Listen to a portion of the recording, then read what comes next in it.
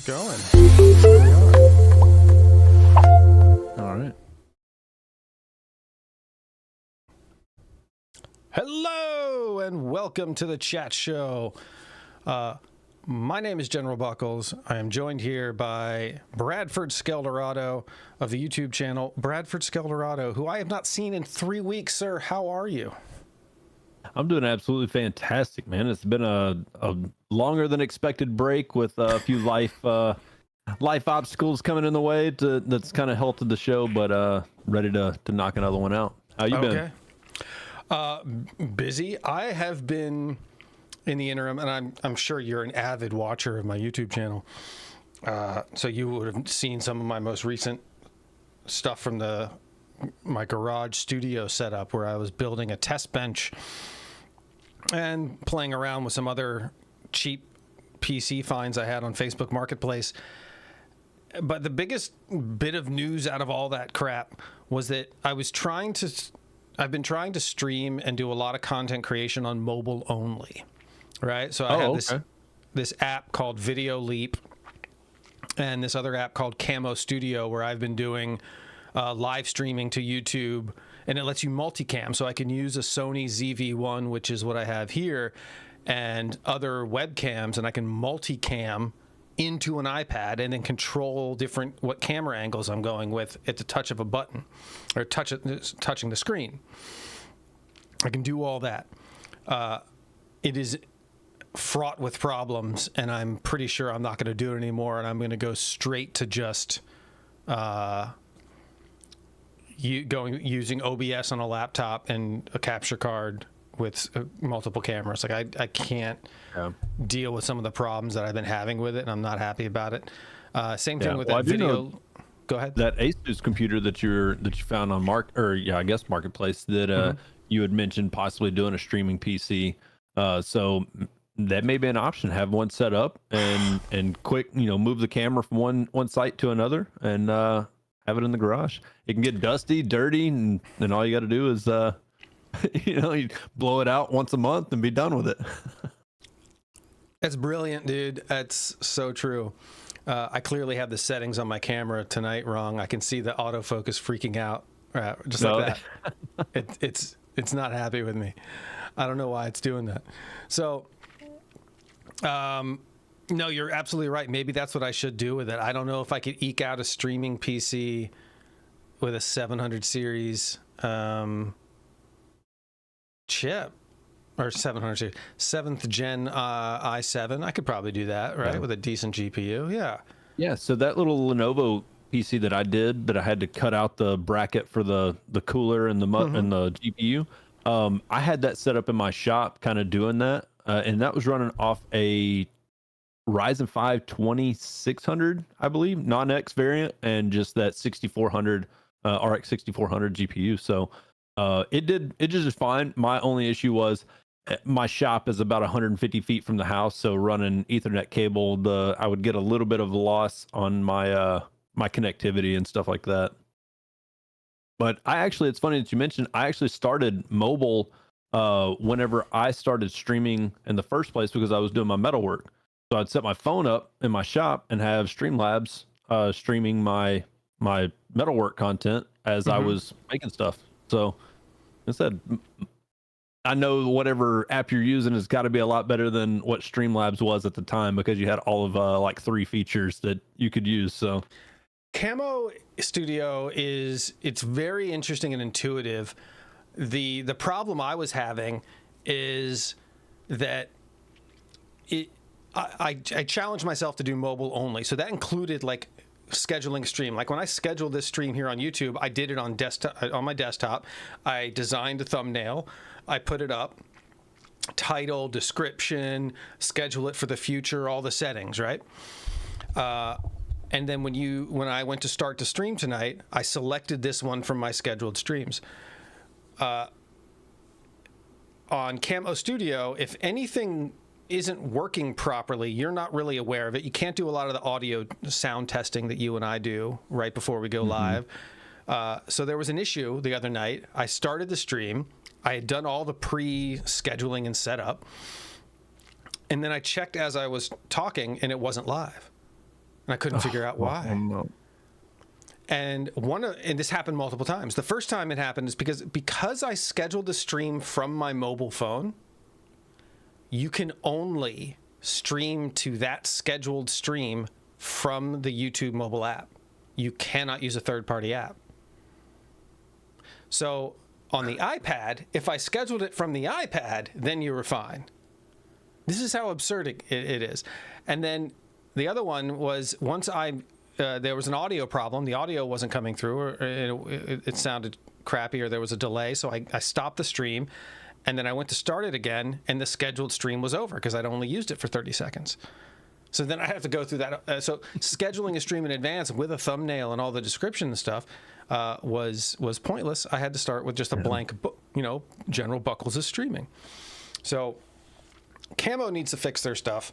And then Video Leap, the editing app, which for the most part is amazing. Its AI generation features are awful. It instead of generating AI animation, it creates still images that are all different and then strings them together so it looks like really choppy animation.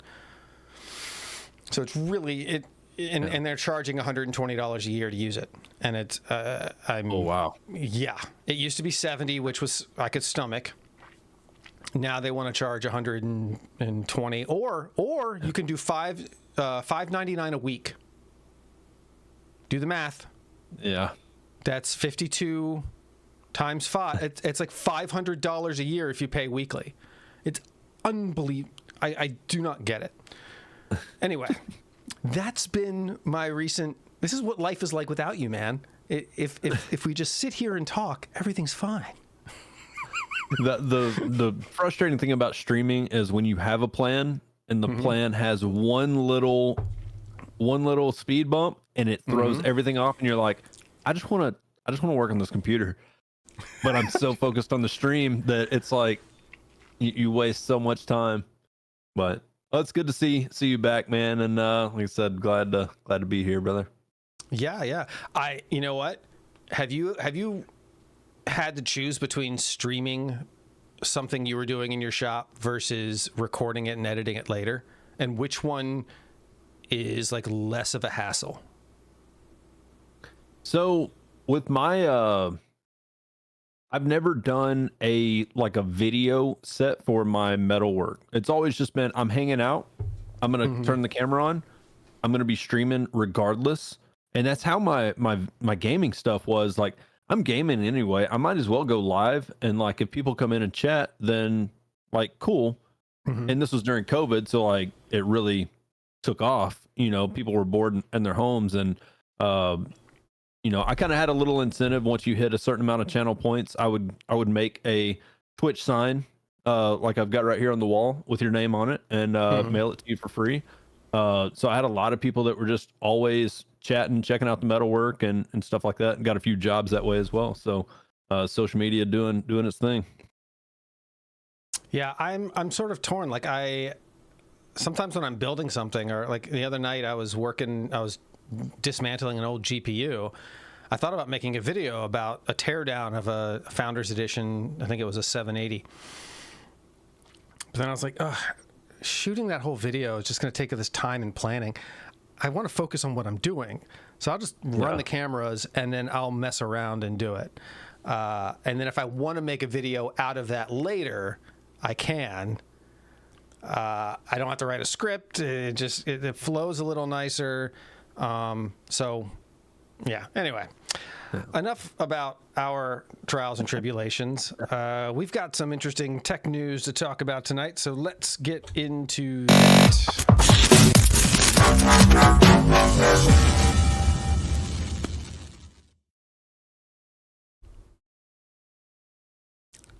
Nope. Nope. Wrong one. There we go. I'll never get that right. Okay. First story tonight is yours, buddy. What do we got here? All right. So this is a story about the 5090 that is actually going to come out with two 16-pin power connectors. As if some of the bigger GPUs did not require a lot of power in the first place, this one has doubled up what the 4090, the flagship, was on the previous series. So this is kind of an interesting story due to the fact that the 4090s, and in this article it talks about the 16 pin when the 4090 first come out was 600 watts of power. People were having issues with it catching on fire. So Wait, now this is why would the high power the 16 volt? pin? Yeah. Okay. Yep. The additional adapter that they had. So some power supplies come with their own. Some have an adapter in the box with the GPU. But if we had issues with a GPU that was potentially catching fire in the first place, why would we add 2 fire hazards? Well, they didn't. So NVIDIA's idea behind this is drawing the same amount of power that the 4090 with a single. So instead of the 4090s having a single 16 pin power supply and users wanting to overclock, because why wouldn't you? They've got 2 power supply inputs that kind of break that power in half that allow you to safely overclock your new 5090. So that's kind of an interesting take that they would kind of add that. If you read into it, you can run it off of a single 16 pin power connector, but this is talking about if you have the ability and you want to. MSI has a power supply, and Thermaltake have power supplies that have 2 16 pin power connectors already built into them. So that's a lot of power. Like I said, if you've got a 5090 and a 14900K, why wouldn't you overclock it to get that extra 5% frame rate, I guess? But yeah, That's what these are right here. These 2 odd looking ones. Yep. Okay. So all right, so that makes sense. I had misinterpreted some of these, and it was saying you need another power supply. I thought you needed to build your computer with 2 power supplies. An additional one. Yeah. Yeah. I think it's saying like if you're upgrading, you may need a new one. Gotcha. Like I said, that's a lot of power. And like we talk about, like how much is enough? How much is enough power? 5090. Why not go ahead and void the warranty and crank it beyond its limits, and then complain whenever they don't want to replace our $2,000 GPU that we just cooked. So, but yeah, like I said, this is another step. I'm kind of surprised that the 40 series seems so power efficient with the 4060, the 4070, and the 4080. I'm kind of surprised that the 5090 is being more of a powerhouse and really pushing the limits and being still very power hungry instead of going more efficient like they did from 30 series to 40 series. So the 40 series was more efficient than the 30 series. Okay. All right. Well, I mean, again, I don't know exactly who this is going to be for. I think this is a lot of people that have 30 series that aren't, I mean, not no one. The people holding out for 50 series GPUs are people that want to upgrade, but probably don't have $2,000 to blow on it. Yeah. So yeah, they're going to be. I haven't yet seen like what the MSR, what the projected price or anything like that is, but I can only guess that if the 4090 was 1,700, the 5090 is probably going to be around that, if not a little bit more. But NVIDIA, kind of another story. NVIDIA has already stopped production of a lot of the 40 series models in anticipation for the 50 series. So I would expect to see this coming out probably like they've projected end of this year, early 2025 is when I would expect to see it. Well, all those people that want to flex and brag about their GPU, get ready. The power draw being 550 to 600 watts, that is nuts. Most computers come with that size power supply. Yeah. So, in theory, you could get a second one and run it just for your GPU. Like if you had another like a 6,000 or 600 watt power supply lying around and didn't feel like upgrading, you could just set it to the side and run a separate cable into your box. Yeah, and I would wonder if they would have some kind of jumper cable from one to another. So whenever, because you got your 28 pin on the motherboard that tells it, hey, power on, supply power here. If they're, instead of buying one GPU, but then again, if you're buying a $2,000 GPU, I'm sure a $300 power supply is in your budget. But like I said, to have a case with two power supplies would be kind of an interesting build. Yeah. Okay. Just more cable management for some Joe Schmo to have to cram into the back of their case because they don't want to use zip ties. Yeah, these cases are going to get back to, you remember, like the case size, if you go back and look at like Thermaltake, not Corsair, who am I thinking of that made these big, beastly, monstrous cases? For the, I'd say between 2005, 2015, they were just kind of ugly, and they'd have like a little window on the side. They look like plexiglass window. Right. Then they all started getting smaller and sleeker, and now they're gonna have to physically be bigger just for all the crap you're putting in there. Yeah. Again, so all right, we'll keep an eye out for that. Our second story of the evening. DDR6, everything we know about the next gen RAM. Now, the reason I'm bringing this up is not that there is anything new on the horizon. This article here is 2 months old, I think. I'm constantly harping on people about future proofing. I'm talking about like what I think the best practices are for future proofing. My thing is always max out your motherboard, max out your power supply, so that you never have to upgrade those two. Because upgrading a power supply is a pain, and upgrading a motherboard, there's no such thing. It's called a new build. Like if you're tearing out your motherboard, then you're undoing everything you did to build it, and probably going to replace your RAM at that point. Probably get a new, it's a new build.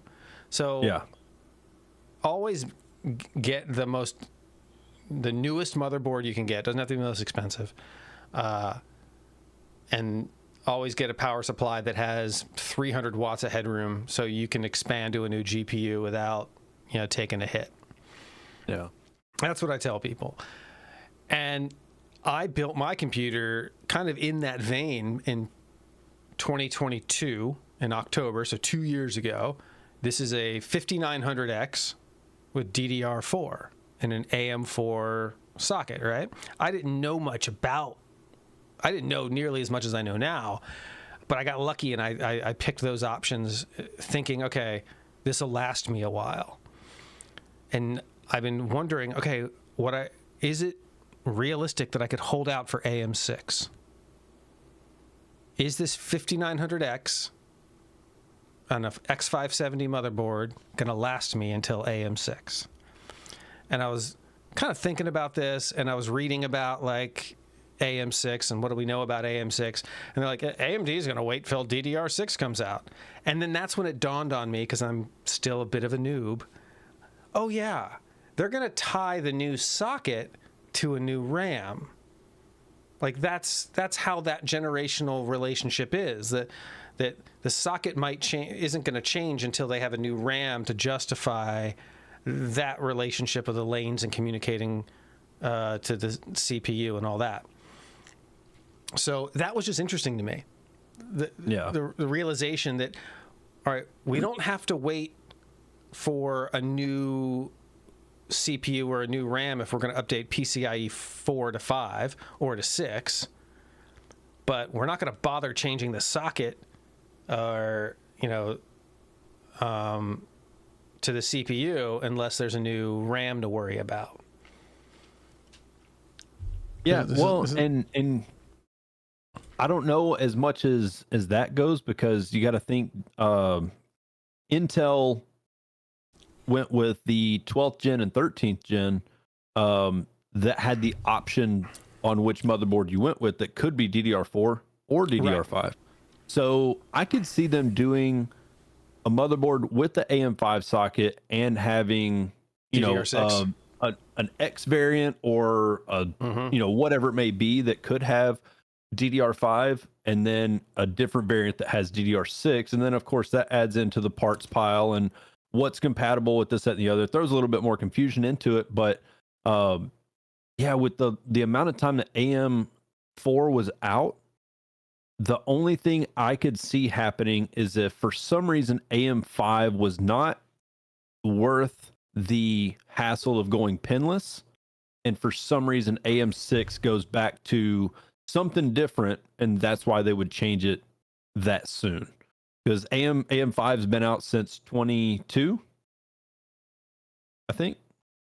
So, like I said, it just seems like a hopefully they would milk that a little bit longer. But yeah, it definitely seems like AM6 still has maybe a few other updates before it drops. But then again, 2022 September.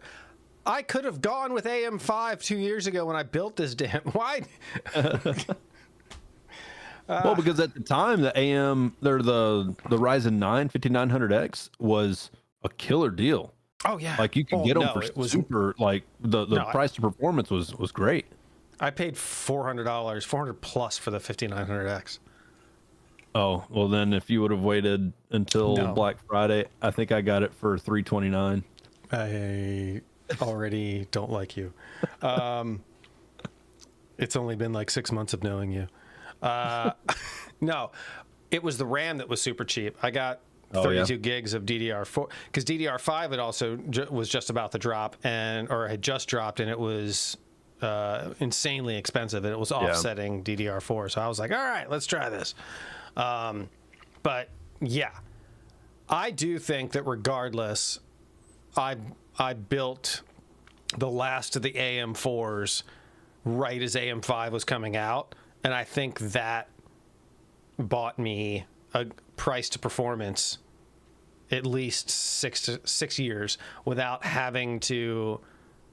And it's a 3070 Ti. I can, in theory, make it a full 6 years before I'm really struggling, I think. Oh yeah, and I don't think you'd even struggle really. I mean, depending on if they have games that are coming out with AI built into it and AI requirements and things like that, I think you're good for the next probably 6-8 years. But why is it? Why is it when I pick up a 7th gen i7 or i5 that it feels like like 2017, 2018 computers don't feel like they're holding on as well as we think this is going to hold on for the next 5 years? I think that graph that we've gone back to so many times to where it's like everything's going and it's just like it's steep.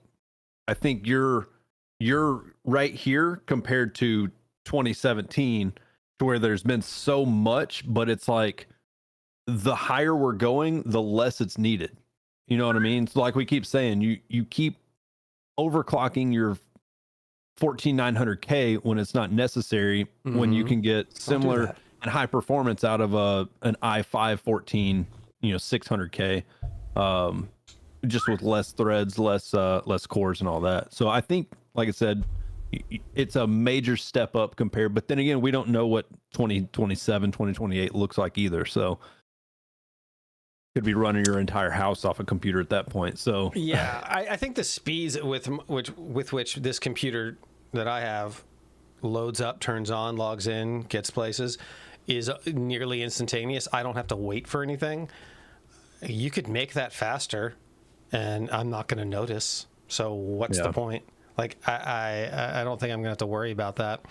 But I was just like, I've got all these old graphics cards that I picked up for this project that I'm working on, and I've been playing with them in the test bench, and I'm like, wow, these really cannot hang. Like, they're struggling. Yeah. But everything I've thrown against the 3070, I feel like, it's handling it just fine. It's gray zone, unoptimized. I'm still getting 50, 60 frames a second. Like, I think we've hit a certain level of this technology where it's going to get so fast we're not going to notice anymore. And it really, AI is the only thing it can benefit, where it's like, okay, now I can process these AI computes quicker and do more for us rather than do it faster. We don't care about how fast. It's always going to be fast. Now it's volume. How much can you do? Can you generate a 10-minute video based on a description versus generating a single image? I think those are the differences that we're going to see. I think another thing that AI could incorporate with gaming especially is you're not concerned about textures on shadows that are farther than 100 yards away. You're not concerned about the details in the sky as long as it's not bottlenecking your computer. So let's say you're running a game, you don't have anything additional going on in the background. It automatically, AI could adjust your settings for how much headroom you have. And once you hit a certain point, it drops these settings that are not important to you and increases the close graphical intensity that it needs just based on what the current headroom your PC has at the time. So instead of selecting high quality, high textures, high this, that, and the other, your AI is designed to automatically fluctuate those settings to tailor to your experience and what your computer can handle. So maybe future. Yeah. Maybe we need to write that down. Write that down. We'll Nobody steal his idea. I was looking at the speed. So speaking of speed, like we've talked about how FPS, the human eye has a limitation. So people getting 250 FPS, good for you. I'm glad you dumped all that money in that. Your brain can't tell the difference. RAM speeds, like they haven't even capped out what DDR5 can do. They're talking about a 10,000 megahertz DDR5. mega transfers. Well, okay. I was reading about this. It's not incorrect. Yeah. But the question is, why do they keep putting MHZ everywhere when what they really mean is mega transfer? Because mega transfer stands for megabyte per second. Right? So if it's 100 mega transfers, that is 100 megabytes in a second. That's blazingly fast. But they're still, like, even in this article, they're putting MHZ in there. Yeah. I don't know what they're talking about anymore. I don't know if they actually meant mega transfers and they just write MHZ because they know that's what we're looking for. Well, and that's what's understood is the frequency. So yeah, like it is the same thing, but we call it megahertz because of the frequency at which it's transferring. But can you imagine that's the thing is 17,000, and I did a paper about this a long time ago. So 3,200 megahertz or mega transfers is the equivalent to your computer computing 32 billion transactions per cycle. So it's an astronomical number of information that it's actually computing. Can you imagine 17.6? That's 5 times the amount that your DDR4, if you've got 3,200, 3,600, that's 5 times the amount that you're computing. And you click on a web page, it comes up. You don't even notice if it were to lag for a fraction of a second, but you've got 5 times the amount of speed at 17.6. Mm-hmm. So like it's how fast is too fast? And like I said, how fast is noticeable? Yeah, it's volume. It's going to come down to, all right, how much volume are you playing with? Like they're pushing the envelope, and unfortunately there's going to be, I mean, of course there's going to be software out there that can figure out how to utilize it, AI primarily, but even like video editing software, that's going to be amazing. But gaming, absolutely. Gaming developers are going to, some are going to try and take advantage of that, and you're going to see a swath of games that are just insane. People are bulking it. Black Ops 6 or whatever. Is it 6? God, is it really 6? Where'd Black Ops 5 go? I remember Black Ops 2. There's been, maybe 3. Whatever. But Black Ops 6, people are balking at the new like 500 gigabyte size or 300 gigabyte size. the games needed that are going to take advantage of this kind of RAM speed and take advantage of what we saw with 5090s and such. That's insane. Like they're going to and ultimately you're going to exclude some of your customer base, because some people are just going to be like, I can't afford the game because I can't afford to spend $2,000 on a computer to run it. So it's like, well, and that, like I said, that's on your low side. If you're building whatever this is going to cost, that's going to be your average rate at that point. But like I said, you're going to have people. It's kind of like PlayStation exclusives, right? I've got an Xbox, I've got a computer, but I've got to buy a PlayStation just to play this one game that looks really cool. I think I'll pass. Not anymore. And now you can get it on PC, but you still need to get a PlayStation account. What's going on with that, guys?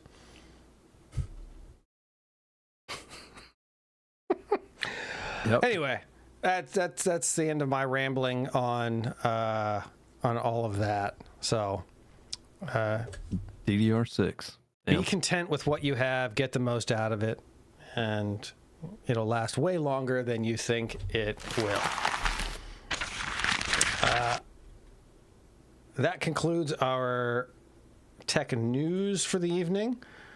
Next thing we're going to do is move on to something we've been wanting to talk about for a while and haven't had the opportunity because we took like 3 weeks off from getting together and chatting, and I've missed you terribly. But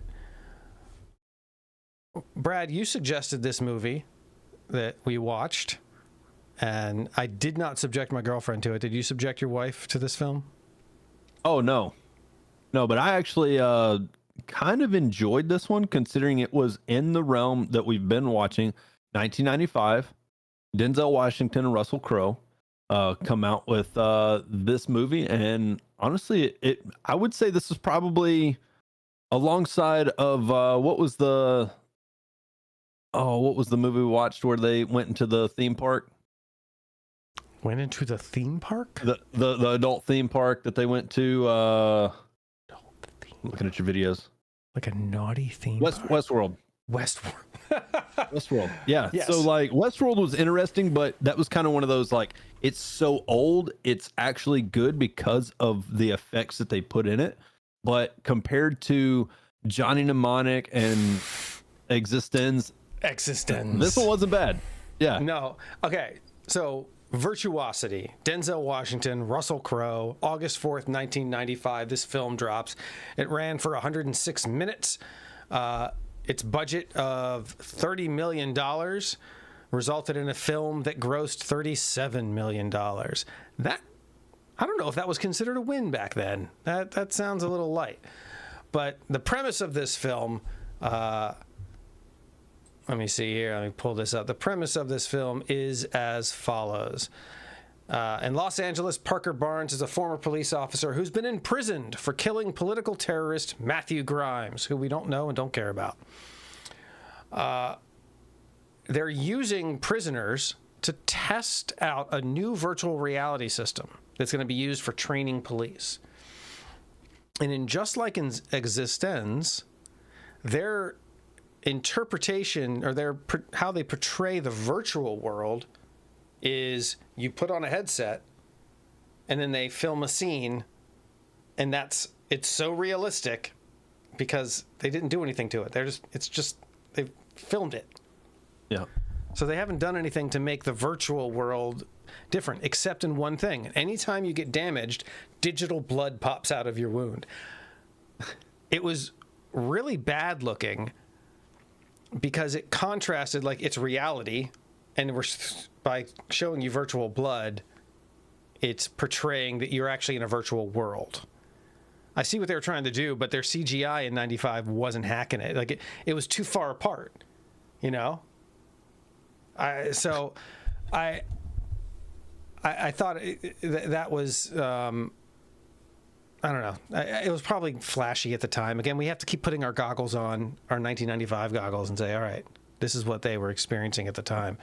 So the the training simulator that they're using, that they're testing out, has a ultimate serial killer named Sid, and there's been different versions of Sid. Sid 1.0, now they're up to Sid 6.7, and this is your adversary in this VR game. And he somehow gets out, and they take Denzel Washington, who is the cop who's been in prison, and say, hey, you know this program better than anyone. You've been battling him in this VR simulator. We'll let you out, and we'll give you your freedom if you capture him. And that is the premise of our film. What did you think? Starting with the tech, what did you think of its portrayal of technology? Starting with the tech, the only thing that was odd was like the chair. Like they're in kind of like a Matrix style, almost like a theme park ride. You're in this like harness, your arms and legs are kind of hanging out. Like you said, you've got the helmet on, but at the beginning, one of the other inmates gets shot and he's like convulsing and having an issue. Of course, they pull Denzel out.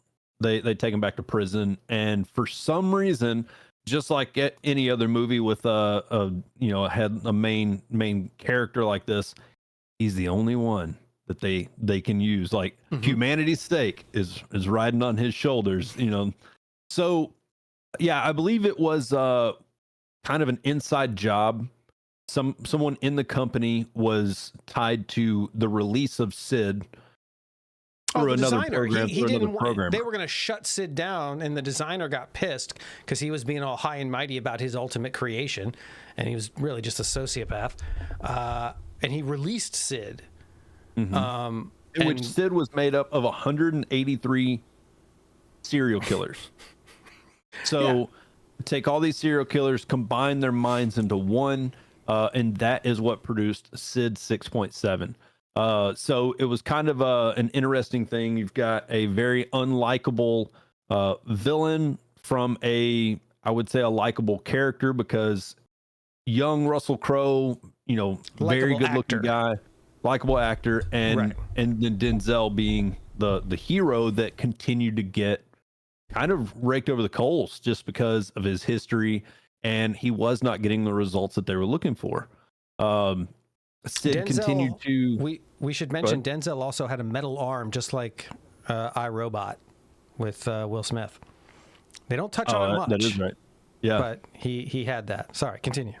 So yeah, I mean, it's just kind of your typical bad guy gets loose, continues to, you know, wreak havoc on, you know, killing people, and really trying to frame Denzel. At one point with the train situation, an innocent bystander gets killed. They deemed that it was Denzel that shot at Sid and hit the innocent lady, which, taken back to prison, turns out Sid killed her originally. So like I said, it's just kind of, he's fighting this uphill battle, and really he's in prison. His mindset could just be like, screw you guys, send me back to my cell and I won't worry about anything. But of course, 𝐂𝐿𝐉, is that her name? From The Big Bang Theory? The blonde from Dare. What about that was the little girl. That was the daughter. No, that was the daughter. I was like, he looks so familiar in the face. Who is that? And how sure did enough, I miss that? What? What? And at first I was like, maybe that's her first film. I think she did one in like 1993 where she was a little bit younger. But yeah, like it was kind of bizarre. But yeah, 𝐂𝐿𝐉 in Virtuosity played the innocent child that gets kidnapped by Sid 6.7, and he is threatening to kill her, which her mother and Denzel are trying to work together to catch Sid. So what? Hold on. That doesn't look anything. If anything, it looks more like young Sheldon. I did think the police uniforms were kind of hilarious. Oh yeah, it's another one of those, like, the future is leather. Future is leather.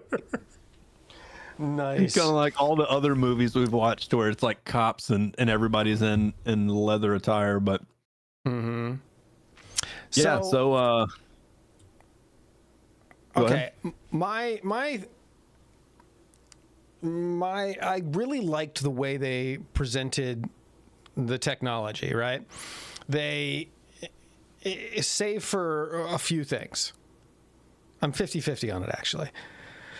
So why is it that VR is so lethal? And this isn't the first time. In the 13th floor, just laying down and being next to the computer while your brain is, in that one they were positing that your consciousness was being transferred, like loaded into and then downloaded again. This one, you were just wearing the helmet. Like, why is that? Why is it affecting your heart rate? Why is it so deadly? Like I feel like they think they have to add stakes to VR. Because I don't think in 95 they really thought the future of virtual reality is going to be so potentially lethal. There's no way that's what they thought. I feel like it was a movie trope to add stakes to it. Same thing with the Matrix. A couple years later, if you die in the Matrix, you die out here. If you get unplugged while you're in, you're dead because you've uploaded your consciousness to the Matrix. Yeah. I don't. Even now with Neuralink and everything, if you were to be connected to something and you sever the connection, like if you pull the cord out of the back of your computer while you're playing a video game, you lose some of the information, but your game doesn't die, your computer doesn't die. Severing connections just kind of severs connections. So anyway, I thought that what you're saying. Yeah, the stake is like you got something to lose. They needed to add that, so they always add that. And the connection is you lose your character, you lose your life, and that's what a lot of these are. To where it's like that, and all of a sudden we can't get him back. Like cut it off. We can't get him back. So now it is, in the Matrix, you can't call because the line is dead. And now if I die, like that's what drives the intensity of everything. So this is kind of, the same thing. You go into the simulation, you end up having you die in the game, then, you right, expire. But that's in never life. how it's going to be. It's never going to be that way in real life. I can't imagine in 95 they thought it was going to be. It's manufactured drama that they're adding to the plot, and I think it's they could have done something different there. Additionally, they kind of gloss over how Sid gets out of the computer. So this technology, this silicon-based technology that basically creates androids out of glass that can with nanobots and turn into a robot, a full android, that you can then load one of these AI into. And they had examples of snakes and other creatures that they kind of gloss over this insanely amazing technology because it's their excuse for how to get Sid out of the computer. But I'm like, hold on. Can we have a whole movie about how cool this stuff is? Because this is like really interesting. He's an android made up of silicon, and if he gets wounded, he just has to touch a piece of glass, and his nanobots will eat the glass and reconstitute it and rebuild them. Yeah, and reconstitute him. I think that was a far cooler technology than their VR. And they kind of didn't give it the guy that created it. I think he ends up dead. Like that stuff was amazing. He needed more props for that. But again, they also kind of really didn't. I feel like they weren't celebrating the AI itself, like how advanced the AI was at that time, they were portraying. There was the hot girl, sex worker AI. There was the various versions of Sid. it seemed like the movie was really focused on this whole VR thing, that was the thing we need, we're going to center our plot around. But the other tech that they were positing really was way more impressive than the VR in my, yeah, well, and it's view. almost like the kind of like you mentioned with VR being so dangerous, we also have the trend of when technology comes to life, like in iRobot, it's gonna be dangerous. So, Right. because Sid 6.7 comes out of the VR, and now he's just a psycho on the loose, and iRobot, things like that. It was like everything is going to go to a negative to where it's going to take over. So it becomes the game, but turns into reality. Sid is not technology gone awry. Sid is Ultron. Sid is we created evil and it got out. Well, yeah, that's what I mean. So like in the game, it was a training Right. file in the VR, but once he's out and loose, because they finally had hit the button to produce him out of the nano cells and stuff like that, it is danger.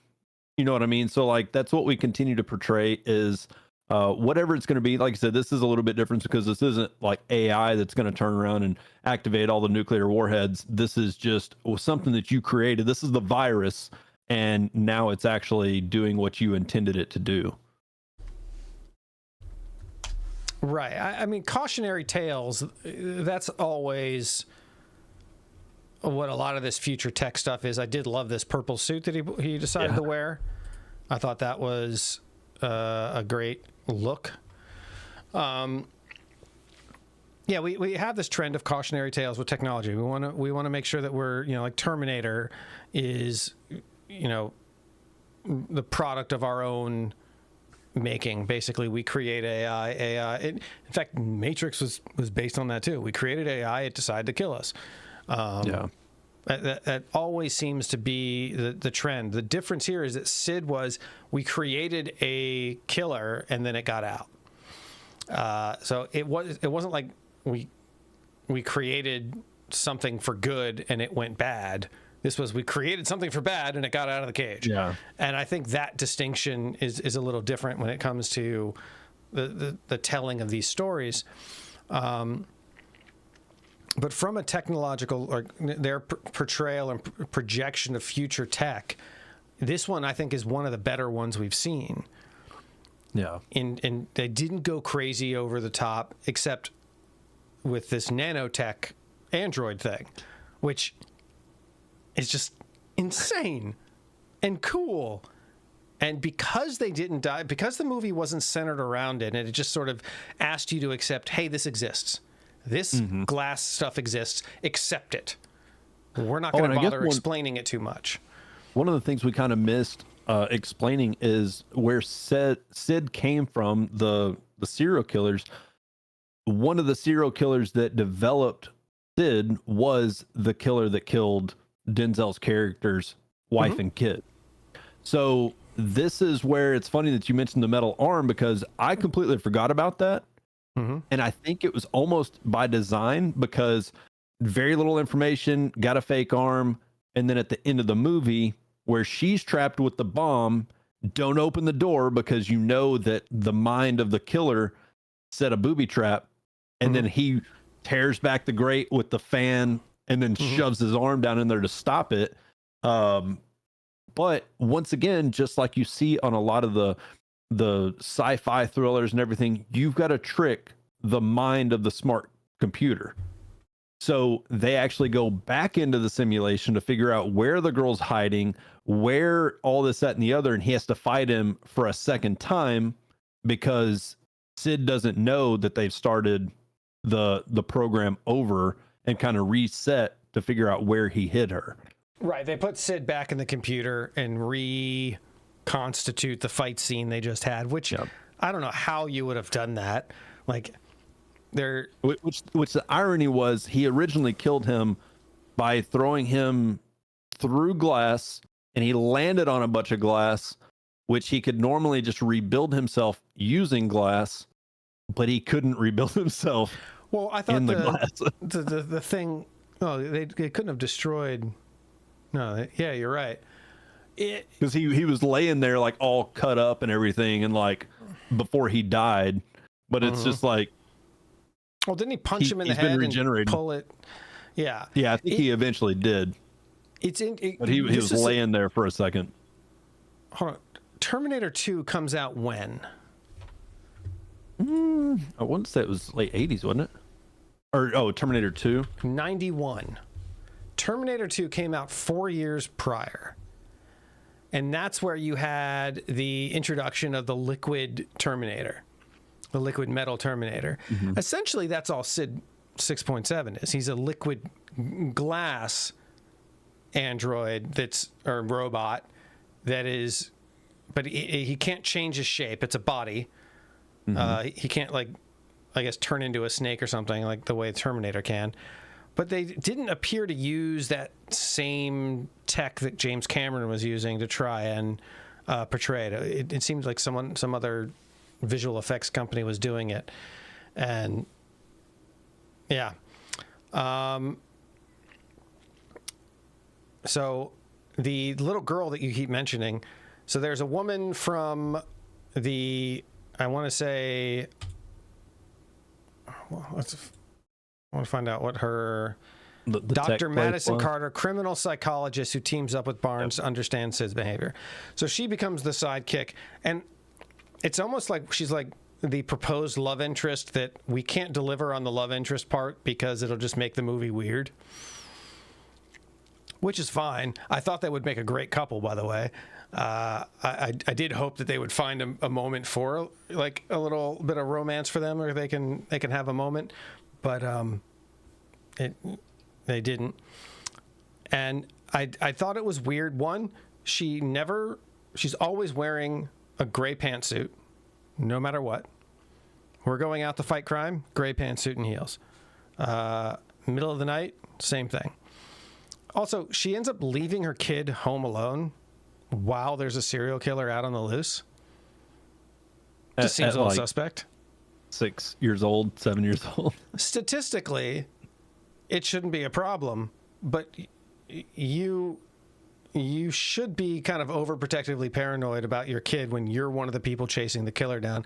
Note to self, if you're ever chasing a serial killer, protect your loved ones during that process. They have never not tried to go after the family of the person hunting them. It's true for all time. All time. Serial killer gets your loved one, ties them up, and that's going to be the eventual standoff. So either kill your loved ones yourselves or protect them. Either way, if you don't want them ending up in the serial killer's hands, that is my advice. So... Sorry, I know that's dark, but you see my point? Protect him. Do it yourself, or he's going to do it for you. That's it. Man. Yeah. That's my issue with the plot, but their portrayal of like what would happen when when you take 100 serial killers and put them in the same brain, it didn't... It was like sort of all the worst elements of that person. Now, granted, he was a software that was designed by someone, right? So that person could have picked and chosen what elements of each of those, Jeffrey Dahmer. Yeah, because I think in the beginning it shows like Hitler and all these like just criminal minds that they've compiled into this body. So yeah, it is almost like you're picking all the worst traits, and it was like mag tapes. It was like an entire wall of different created characters that they were using in this program, and kind of at the end they take his out and take the little cube or whatever it was and destroy it. So yeah, I mean it's almost like you've got an entire encyclopedia of people that you could create, and this is just the one that they brought to life.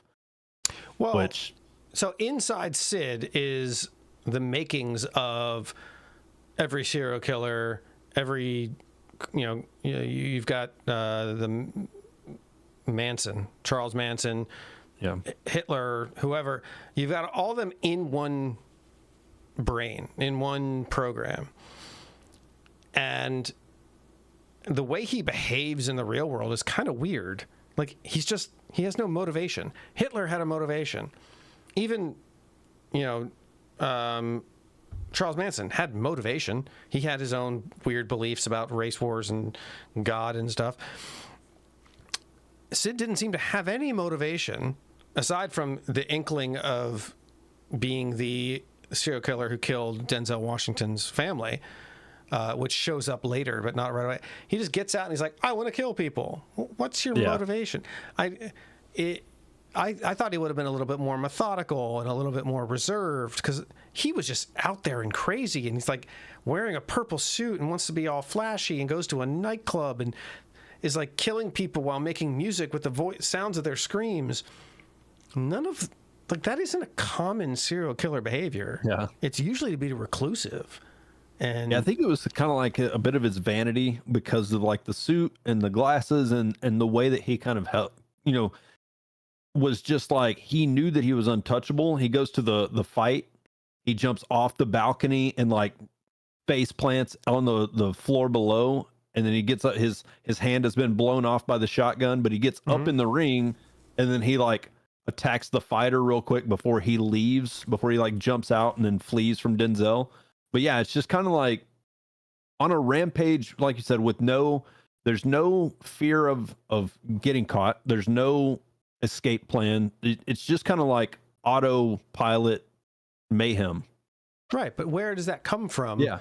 None of the people that make up your personality, except for maybe the guy that killed Denzel's family, who may have he liked PR, he liked a little bit of showmanship, but dressing like Prince and killing people just to kill them doesn't seem to be the common thing among serial killers. Yeah. So I just thought that was an interesting take on the character.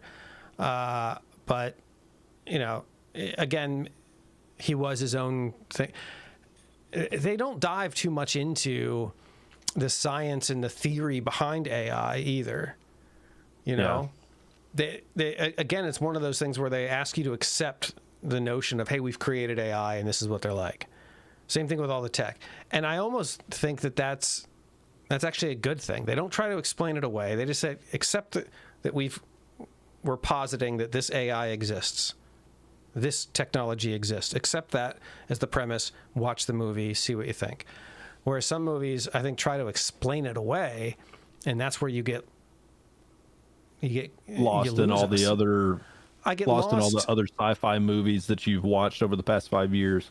I can't accept I can't accept the premise of, let's say, Existenz, because what they're suggesting is that people are going to plug into a fetus with an umbilical cord and call it a video game, and we're not going to talk about that. I guess that maybe that's the case where they didn't try to explain it away, but I couldn't accept their suggestion. Yeah, I don't know. It's weird. Overall, Yeah, I agree with the difference in the Matrix would be like almost like the simulation of you're a fully grown adult in this fluid that everything you're seeing is being programmed into you, versus this being AI is being taught and brought into the real world, versus Right. You don't know what the real world is. This is just what you're being shown. So this is the difference between the red pill and the blue pill. Yeah, I think so. What the Matrix does well is it explains the technology to you, and it does it in a good way so that you can accept their explanation. And in Virtuosity, they're not bothering to explain the technology to you. They're just saying, hey, it exists, accept that. Let's talk about the plot. And the plot of Matrix is far too ingrained in the technology, so they have to explain it. They have to justify how it works plugging in. They have to justify, so they get into the science of it. Well, the human body creates this much amount of body heat, and that body heat gets used to power these machines, and then they, so they get into the science of it and they make it plausible. You could not have made in 1995 the notion of a silicon-based robot that can just repair itself by eating glass plausible outside of the general notion of nanobots, which is still being used today with like Tony Stark's most recent Iron Man suit in the last Endgame film. That was explained as, oh, he's got little nanites or nanobots.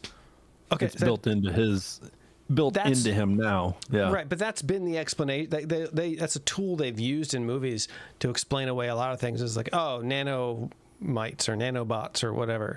But to what you said at the top of the segment, that was a really good movie, largely because they didn't dive too deep into the tech. They just gave us the thriller. So that, like, just eat it and don't worry about how what is it? Just eat the bread and don't worry about how it's made or whatever it is, to where it's like sausage. But okay, well, yeah, eat the sausage. Yeah, we'll just accept your story, but then again, you don't lose everybody in the scientific words and the made up words that you've created to make this sound possible. And then again, that's why the Matrix has 4-5 different movies versus Virtuosity having one. Should there be another Virtuosity?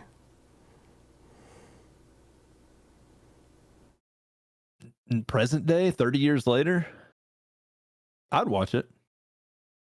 I'd pay my $15 to go sit in the theater and have some popcorn and check it out. Sequel or reboot?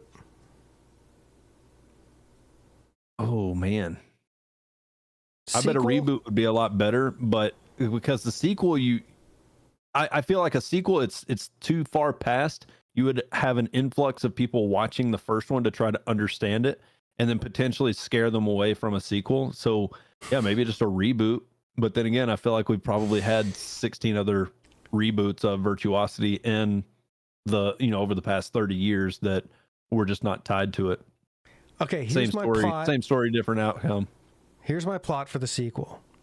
Denzel, he's now married to that woman, the actress, Kelly Lynch. Let's see what she's up to. She's still active.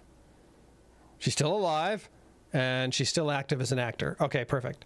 So you get Denzel, you get Kelly Lynch, you get Kaylee Cuoco, you get Russell Crowe, and instead of Russell Crowe being, he's not in the same shape he was back then, and you can't justify aging an AI character this way, right?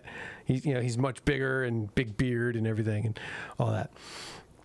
But you have a similar situation where a serial killer gets out of the VR world, right?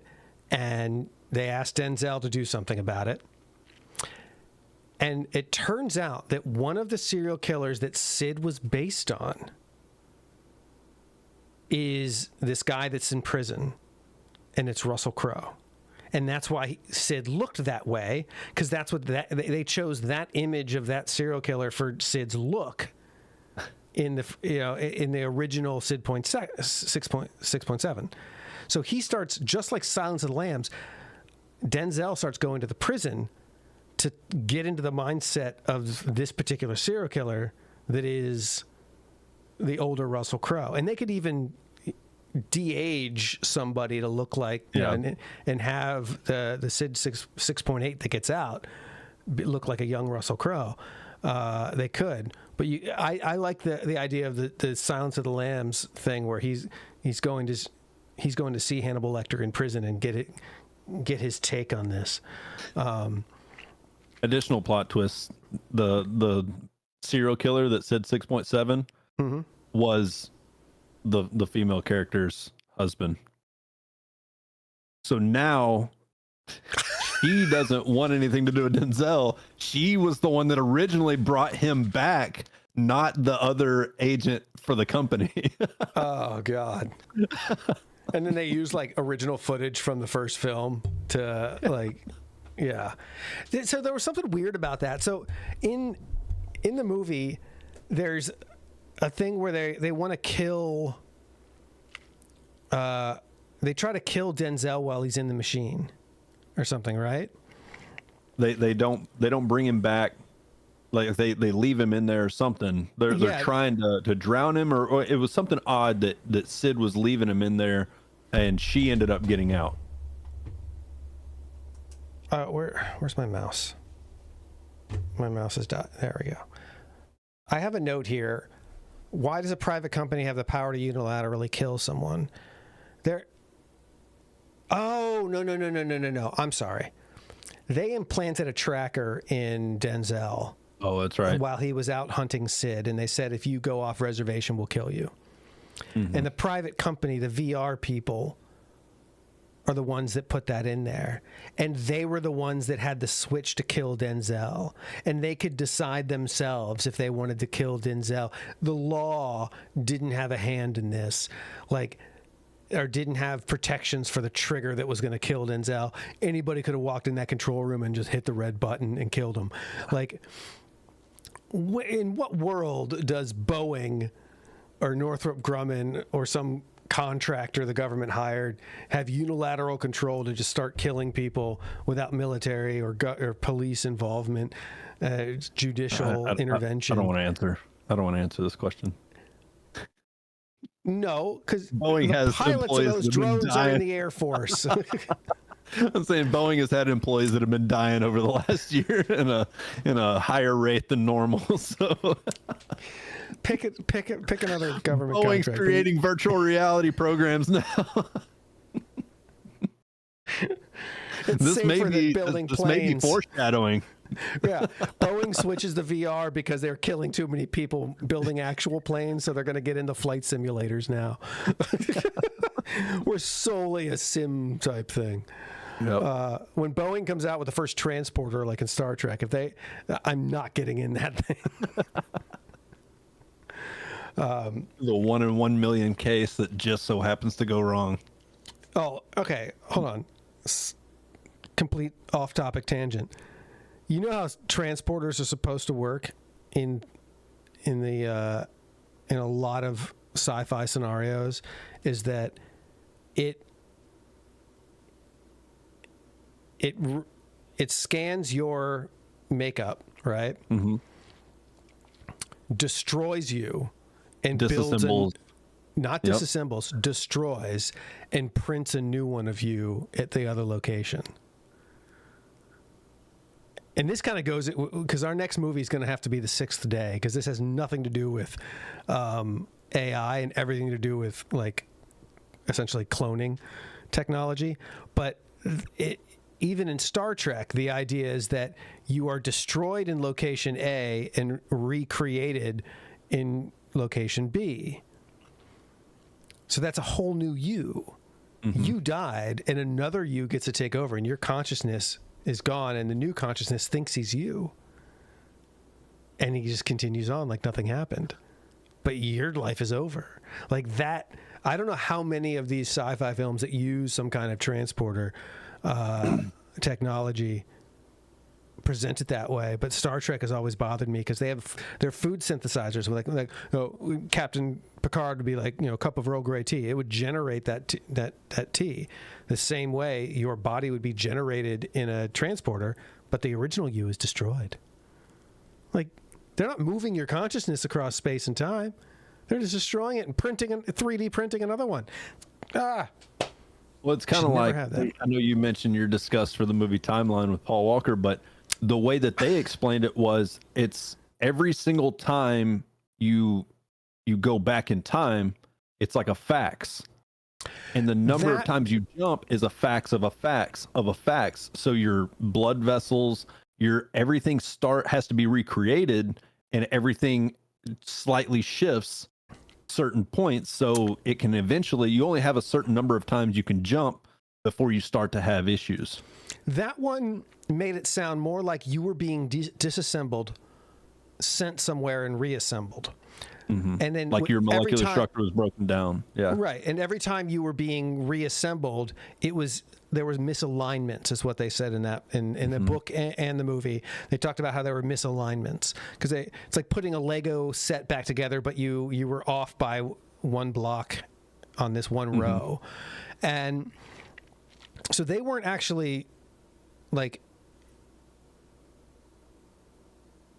they weren't doing the same kind of transporter where you're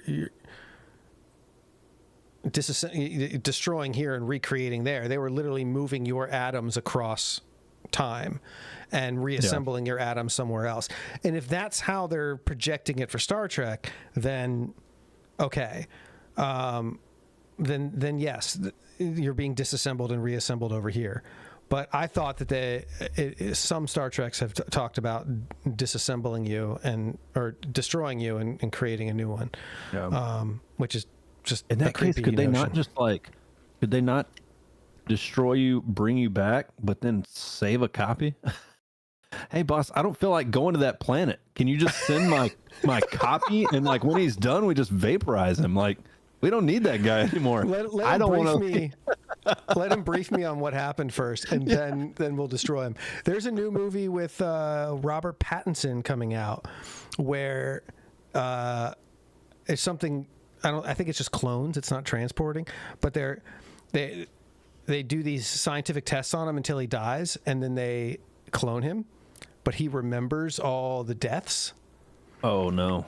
And then at one point he doesn't die, but they still go ahead and create the next clone, and then the two of them team up. That's what it seems like in the trailer, but that's not dissimilar from the Sixth Day. The Sixth Day is a clone-based Schwarzenegger vehicle that gets into the ethics of cloning and what would happen if there were more than one of you and all of that. So, if you're interested, we can make that one our next film. But we are way over time on this one. Yeah, so a little bit.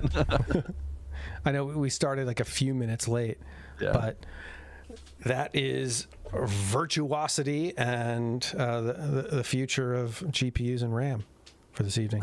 So good seeing you again, buddy. Yeah, absolutely, man. Thanks everybody for watching, and appreciate y'all. Feel free to subscribe so y'all don't miss next week's episode. Till then. See, this is the thing, is a problem. I always forget to set up the ending screen, so we're just sitting here and like, bye, and I'm like, oh yeah, I gotta do it. Yeah, I need to hire a producer is what I need to do. Bye.